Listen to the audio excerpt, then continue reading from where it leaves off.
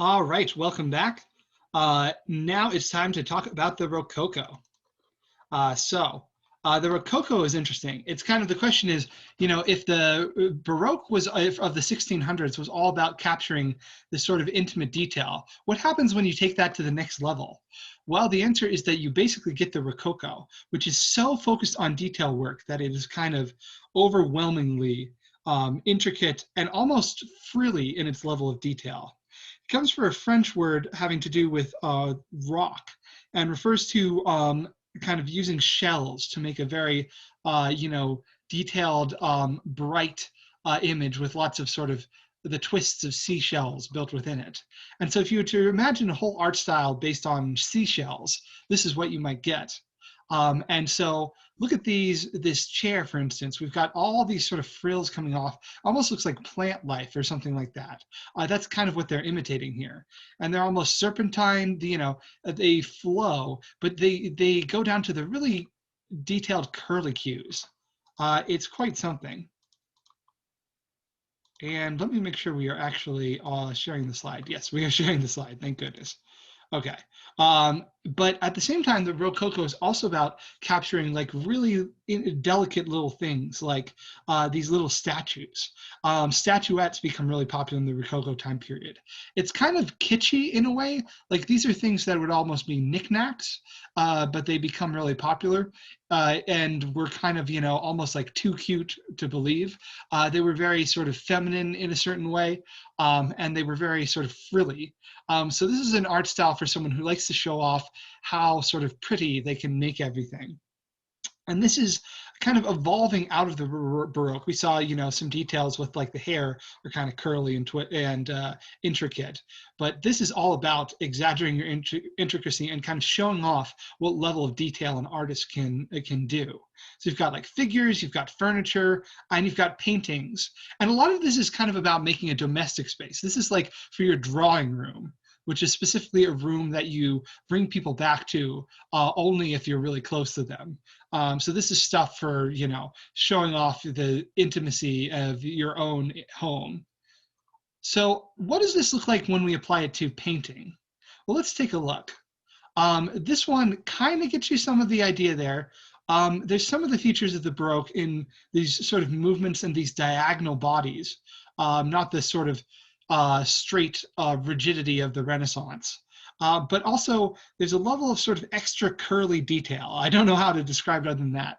This is the painting, The Feast of Love, and is showing an intimate scene with the lovers gathering together and sort of, all of these people being romantically intimate with each other while Aphrodite looks on. And so, that level of detail is great already. But then you have these plants which capture all the sort of little small leaves and berries of these plants that are sort of wrapping around the statue. And the trees, you might say that the trees are Baroque in that they have the sort of twistiness and the light and dark, but these sort of plant details could only be Rococo. Here's one that illustrates it even better. This is the swing. This is kind of a famous image, so you may have seen this before. This is a very famous painting, and this one has more detail. We have a better image here.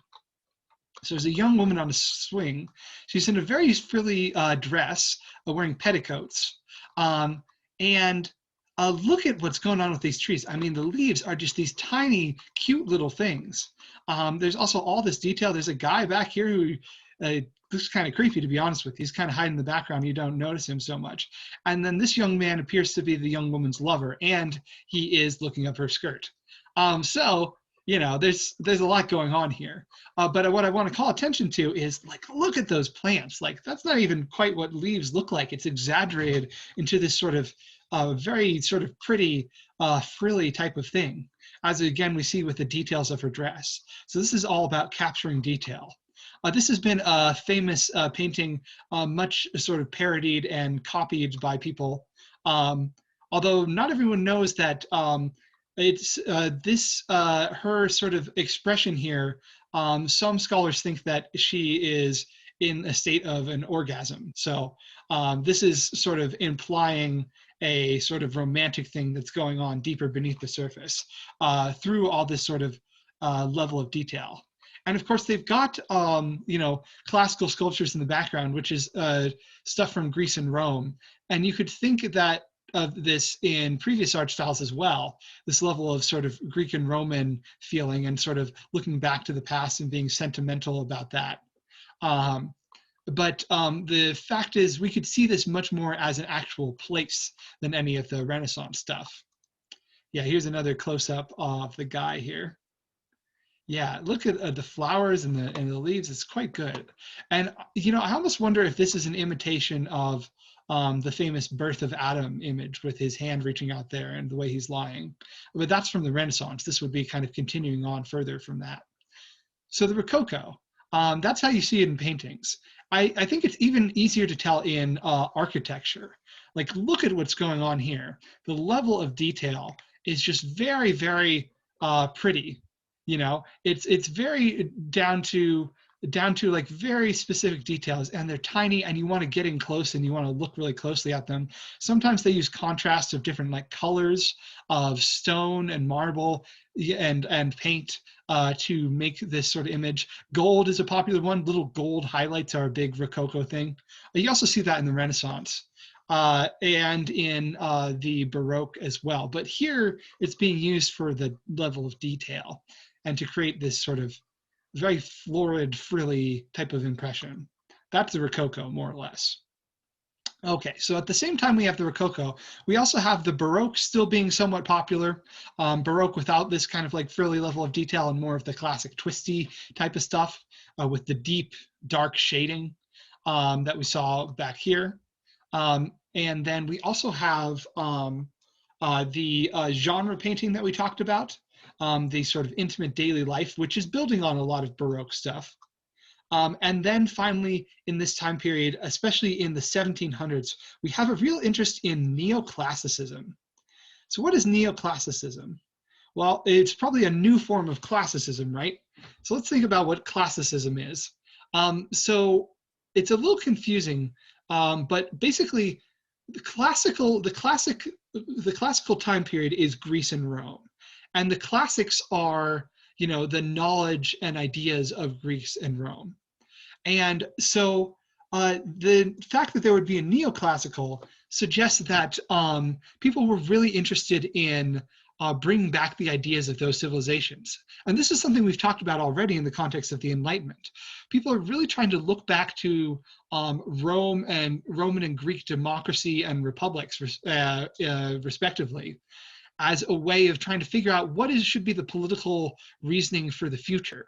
And this is going to lead to things like the American Revolution, the French Revolution, thinking back to what kind of revolutions did the Romans have. And so this is a subject that's near and dear to everybody's hearts. So it's not surprising that we should see it showing up as well. Here we have the Oath of the Horiati, I stuttered there. The Oath of the Horiati, where these young Roman men basically make an oath to not give up on their vengeance that they have sworn against their enemies, even though their wives and sisters are not wanting them to get in a fight. But these are men of honor, and they will die with honor, so they will not let their oaths go. That's basically the idea here. And you got to think this kind of image was in the minds of a lot of revolutionaries. This is by a guy called Jacques-Louis David. And David, or David, was very interested in this type of art. Another one of his is The Death of Socrates. This is another one about a guy who sort of dies for what he believes in. This is from the late 1700s and is another quite famous painting in terms of having a lot of parodies made of it. So the story of Socrates is that he was this philosopher in Athens. He wanted to improve the Athenians, teach them how to be good, which he did by asking annoying questions. Eventually, he annoyed the wrong people, and they accused him of corrupting the youth. And to be fair, he was hanging out with all sorts of weird people. But they accused him of corrupting the youth and trying to destroy the traditional religion. And so they sentenced him to death. He could have run away, but he bravely chose to sort of pay tribute to what he believed in and say, maybe death is not such a bad thing if I can do that. So the way he was made to die was poison, a drink of a plant called hemlock. And so this is Socrates about to take the hemlock, and all his followers are grieving. They're losing it. This guy doesn't want to even look at him as he hands him the cup of hemlock. Everyone's so sad. But Socrates, he's doing just fine. He has this perfect sort of calm on his face, and this sort of patientness to him, and he's philosophizing. He's pointing towards the sky. He's saying, I believe in something higher than that, or he's making some sort of like rhetorical point. Meanwhile, his followers are just like losing their minds over here. I'm reminded of that one video of the guys falling over at something one of their friends said. This is kind of the same image of people going out of their minds. So I like what we've done here. This is still kind of a Baroque style of thing, even though it has a neoclassical goal. It's Baroque in that you have all these people sort of twisting around and being, wretched in all sorts of interesting poses. And what I like is that they've kept Socrates very stiff and very calm and serious, or David has. But all of his followers are doing the Baroque twisty thing. It's very clever to use that as a tool to sort of set that mood, So that's neoclassical art, is art that focuses on these themes. But we also have neoclassical architecture, and that is a big thing. We looked at some of it in the past as well. It's kind of been a thing ever since the Renaissance, but in the 1700s, especially as people are like, let's bring back the great ideas of Rome, neoclassical architecture becomes more and more of a thing. We have things like the Washington Monument, built in America, in Washington, D.C., which is based on an ancient Egyptian style of monument called the obelisk, basically a pointy tower. And we have, the